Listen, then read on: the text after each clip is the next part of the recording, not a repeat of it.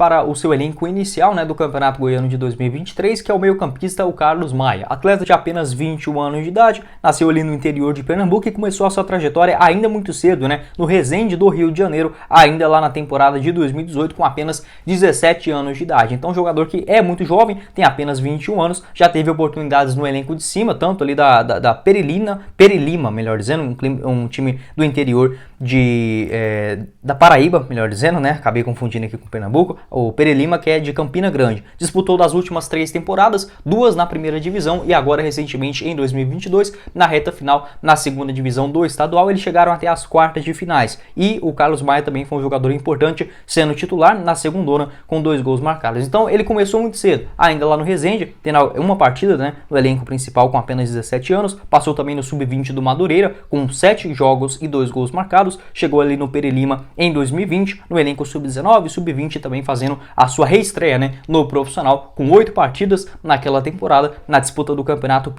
paraibano, melhor dizendo, na primeira divisão, né, 8 jogos, já o atleta que naquele período tinha o quê? 19, 20 anos de idade, já é uma baita experiência no ano de 2020 e sendo vários deles como um jogador principal. Participou também na disputa da Copa São Paulo na temporada de 2020 e na Copa do Brasil Sub-20 também naquela mesma temporada. Em 2021 ele foi contratado pelo Grêmio, né, o tradicional Grêmio aí, no time Sub-20, apenas por empréstimo. Participou em 2021 de apenas 4 jogos, né, não foi tão bem utilizado por lá. Desses seus 4 jogos, divididos na disputa do Campeonato Brasileiro, com uma atuação, né, 27 minutos, e também diante do Botafogo, e mais 3 partidas no Campeonato Gaúcho Sub-17, sendo apenas 2 delas como titular. Essa sua rápida passagem no Grêmio, agora em 2022, acabou retornando para o Perilima, né? O cara era tão jovem que mesmo após essas várias rodagens, ele ainda fez a disputa do campeonato da Copa São Paulo, né, de futebol júnior, agora no ano de 2022, com 3 partidas e 1 assistência, jogou muito bem, né, nessa disputa da Copinha, inclusive enfrentando o São Paulo com boas partidas nessa última temporada. Tanto é que ele foi chamado para o elenco principal, dessa vez do Campinense, né, onde fez 10 partidas em 2022 com 1 gol marcado, sendo dos seus jogos 6 deles na disputa do Campeonato Brasileiro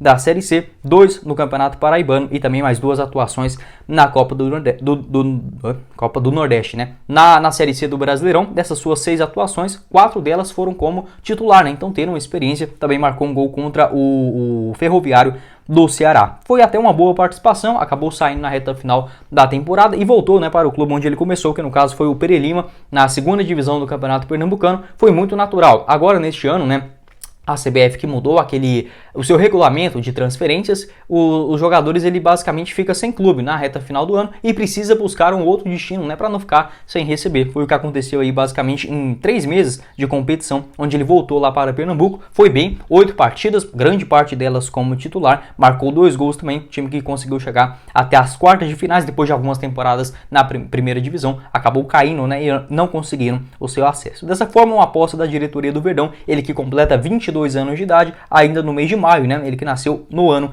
de 2001. Jogador muito jovem e, segundo o site Transfermarkt, ele assina com o Verdão até dezembro de 2023. Uma aposta da diretoria do Goiás, principalmente agora nos primeiros jogos do Campeonato Goiano. Esses jogadores como o Carlos Maia, o Eduardo Churran, outro zagueirão também no caso do Edu e vários outros, né, que chegam aí com outros clubes desconhecidos ou ainda muito jovens, eles não entram dentro da lista de reforços oficiais para o Goiás no que tange da parte financeira, né?